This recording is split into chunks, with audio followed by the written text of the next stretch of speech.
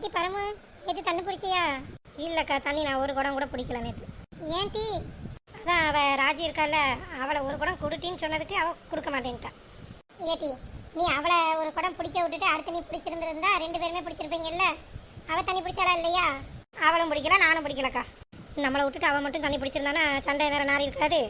அவளும் பிடிக்கலங்கிறனால நான் பாட்டுக்கு கொஞ்சம் அமைதியாக வந்துட்டேன். என்னட்டி யோசிச்சுட்டு இருக்க? ஒன்றும் இல்லைங்க்கா, அடுத்து எப்போ தண்ணி வரும்னு யோசித்து பார்த்தேன். பாட்டி வா, என்னடா இன்னும் ஆளை காணமேன்னு பார்த்தே உடனே. ஏட்டி அங்கே கொஞ்சம் தள்ளி தான் உட்கார, 2 பேத்துக்கு நடுவில் தான் வந்து உட்காரணுமா? நடுவில் உட்காந்தாதான்க்கா வாய் பார்க்கறதுக்கு வசதியாக இருக்கும். நெட்டவழி, நீ தண்ணி பிடிச்சியா நேற்று? ஆமாங்க்கா, தண்ணி பிடிச்ச நேற்று. குடம் டீ பிடிச்ச? அக்கா, தண்ணி பிடிக்கிறதுக்கு தான் வந்தேன், குடத்தை எடுக்கவே மறந்துட்டு வந்துட்டேன் பார்த்துக்கோங்க. குடத்தை எடுக்காம அப்புறம் எதிர டீ பிடிச்சிட்டு போனேன்? அவள் வாயிலே பிடிச்சிட்டு போய் ஊற்றிருப்பா. இல்லைக்கா, நேற்று நீங்களும் ராஜியக்காவும் சண்டை போட்டுட்டு இருந்தீங்கல்ல, அப்போ தண்ணி ஒரு குடம் ஃபுல்லாக இருந்தது. அதை அப்படியே நான் நைஸாக தூக்கிட்டு போயிட்டேன் பார்த்துக்கோங்க. இப்போ நீ தான் குடத்தை தூக்கிட்டு போயிட்டியா? நான் குடத்தை காணான்னு தேடிக்கிட்டே இருந்தேன் பார்த்துக்க. அப்புறம் தண்ணி இல்லையா, சரி குடம் இருந்தால் என்ன, இல்லாட்டி என்னன்னு வீட்டுக்கு போயிட்டேன். அப்புறமா மரியாதையாக குடத்தை கொண்டு வந்து கொடுத்துட்டு பார்த்துக்க. சரிக்கா, தந்துடுறேன். தண்ணி இருக்குது, தண்ணி தேர்ந்ததுக்கப்புறம் வந்து தரேன். சரிக்கா, நான் கிளம்புறேன். என்னாட்டி அதிசயம் அதுக்குள்ளே கிளம்புறேன்? என் மாமியார் கடைக்கு வேறு சோறாக்கணும்னு சொல்லிச்சு. சீக்கிரமா வா, நீ பாட்டுக்கு வாய் பார்த்துட்டே உட்காந்துருக்காதுன்னு.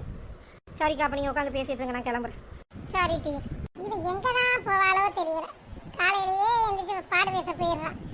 உண்டான வேலையை பார்க்கும், சோறு தண்ணி ஆக்கும்னு கிடையாது. யார் பேசுகிறாங்களோ அங்கே போய் வாய் பார்த்துட்டே நின்றுட்டு கிடப்பான். இவன் வந்து சோறாக்குவாளா இல்லை நம்மளை ஆக்க விட போகிறாளான்னு தெரியலையே. நம்மளே சரி அவள் வந்துட்டாலே நம்ம ரெஸ்ட் எடுப்போம்னு பார்த்தா அவளுக்கு சேர்த்து நம்ம வடிச்சு குட்டிட்டு இருக்க மாதிரி இருக்கு. நம்ம சரி ஹாயாக உட்காந்து சீரியலை யாரும் பார்க்கலான்னு பார்த்தா நம்மளை தான் வேலையை வாங்கிடுவாள் போல. சரி, டிவியில் போடுறத பார்த்துட்டு நான் உட்காந்துருப்போம். ஒரு மாமியார் மருமகளை போட்டு இப்படியா கொடுமைப்படுத்துவாங்க? அட பாவமே, மனசாட்சிங்கிறதே இல்லை போல யாருக்கும். அவள் ஒரு நாள் வீட்டில் இல்லைன்னா என்ன, இந்த மாமியார் சரி ஆக்கினா என்ன சோறு? பாரு டிவியில் எப்படிலாம் கொடுமைப்படுத்துறத காட்டுறாங்கன்னு. இந்த மாமியார் கிழவி சீரியல் பார்த்துச்சுன்னா வீட்டில் ஒரு வேலையும் செஞ்சுருக்காது. நம்ம அதை சோறாக்கி இருக்கணும்னு வச்சு நம்ம லேட்டாக வர்றோம். என்ன ஆட்டம் ஆட போதோ தெரியல, பார்ப்போம். அத்தை, சோறாக்கிட்டீங்களா? பாட்டி வா, சோறு வேறு ஆக்காம எங்கே போனேன்? இவ்வளோ நேரம் எங்கே போயிட்டு வர? போயிட்டு சீக்கிரமா வரேன்னு தானே சொல்லிட்டு போனேன். இவ்வளோ நேரம் ஆச்சு, மணி பாரு 2 மணிக்கு மேலே ஆச்சு. இனிமேல் நீ எப்போ சோறை பொங்கி நம்ம சாப்பிட? சரிதான், நான் வரதுக்கு தான் லேட் ஆச்சுன்னா நீங்கள் கொஞ்சம் சோறு ஆக்கியிருக்கலாம்ல. அப்புறம் எதுக்கு நீ வீட்டில் இருக்க? சோறாக்குறதோட உனக்கு என்ன வேலை?